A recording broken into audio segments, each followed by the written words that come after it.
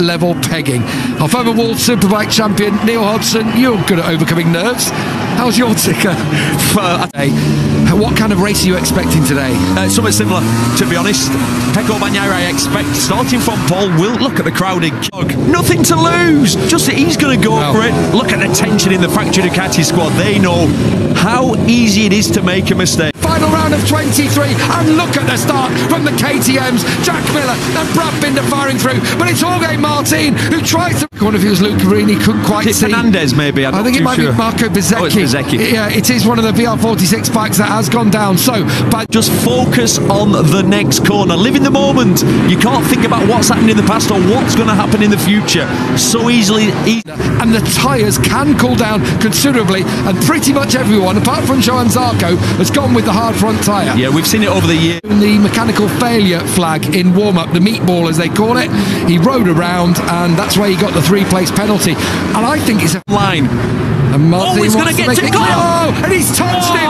That could be the championship right there, because he has touched the to back him up or anything. This is what happened. He's in the perfect position in the slipstream, but then it's at this point as he goes back there, then how he... Well, he sits behind Martin, and Martin up to 7th, Binder lurking. And that's what Jorge Martin got to. The only way to make a pass is forceful, and we just saw it then with Jorge Martin on Alex Marquez. You've just to... No one outbreaks him, but it's really affecting his exit, so it's costing him time every time he's doing that.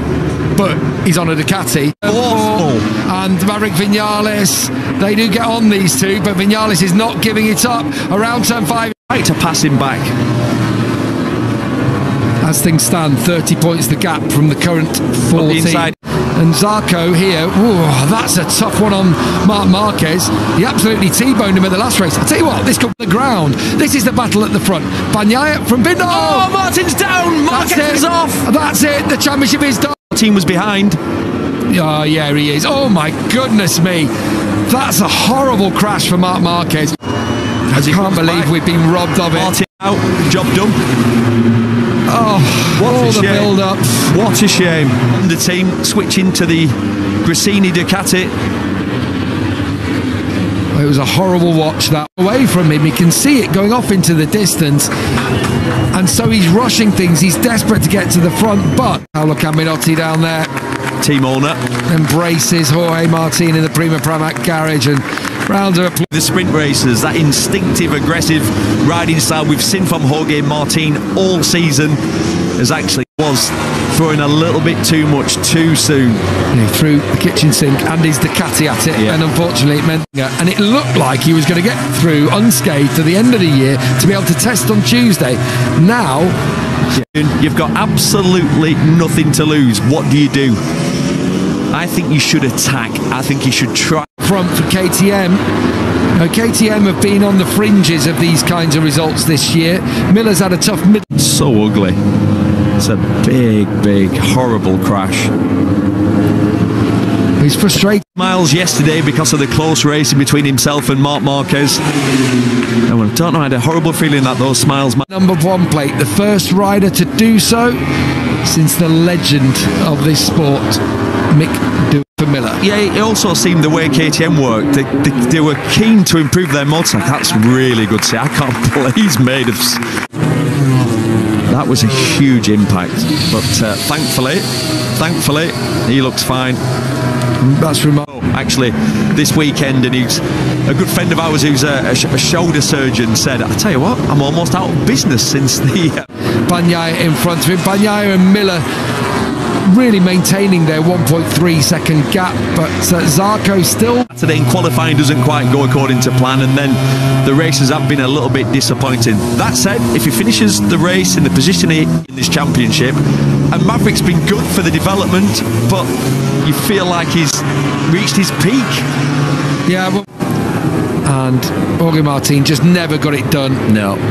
Oh, how on earth? His ankles there. I'm risking to keep him at bay. Yeah, you have riders like Fabio Quartararo who'll be looking for a ride, potentially wanting to leave Yamaha. Find out. Oh, we see this quite a lot through this section. Yeah. Now, he hasn't done that on purpose, by the way. He hasn't got a lot of weight on the front at this point, and it's so easy for the front just to fold. If it folds, you let the brake break off. So that's what he's done. Brad Binder's back to 6th. Miller is no stranger to winning races. He won 4, 1 with a Honda, 3 with a Ducati, and if he were to win, that's a silly move. That's a penalty. That's you can't do that. And he's had penalties already in desperation. Pit Byron knows it. Pit Byron knows it. But ramming's not racing, and that was a ram. The move wasn't on. It was way too late, and he's just essentially rammed. Look at it, he just rammed Alex Marquez there. I was actually going to say, if he'd not done that, I genuinely think with 3.2 seconds. And obviously Martin picked up 11, he picked up 25, a 14-point deficit. And you think, if off the racing line, so we are fans of Brad Binder, aren't we? Oh, massive. And the fans of his style, and think he's got all the past Vinales here. And what does he just let what happens now if he drops a position? Surely he's got to go back behind Gian Antonio.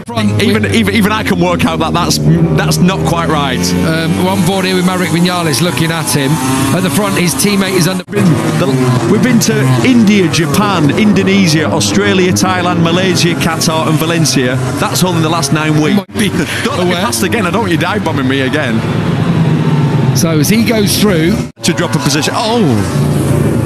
Is that Miller? That's Miller. That's Miller who's gone out of the lead. Wow. Jack Miller leading the way. We've seen them this weekend. Fabio Quartararo, Fabio Di Gianantonio.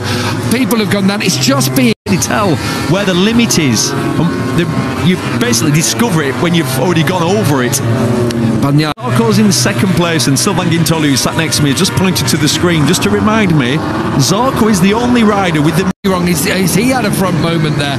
I definitely think. Do you know what? This has echoes of that race in Australia. Yeah, do you remember? I remember. A few years maybe take the win today. But it's not to be for him. It's not to be for Jack Miller, who crashes out of the problem. Lorenzo Savadori has got a long lap penalty. He's at the back of the field, scoring 2 points on as the replacement for MotoGP, even though the championship has already been decided. I think we're going to, because we know Brad Binder. There's one thing with and the rear. Yeah, exactly. That confuses a lot of people. You think, well, if your back tyre's gone off, why is that with him?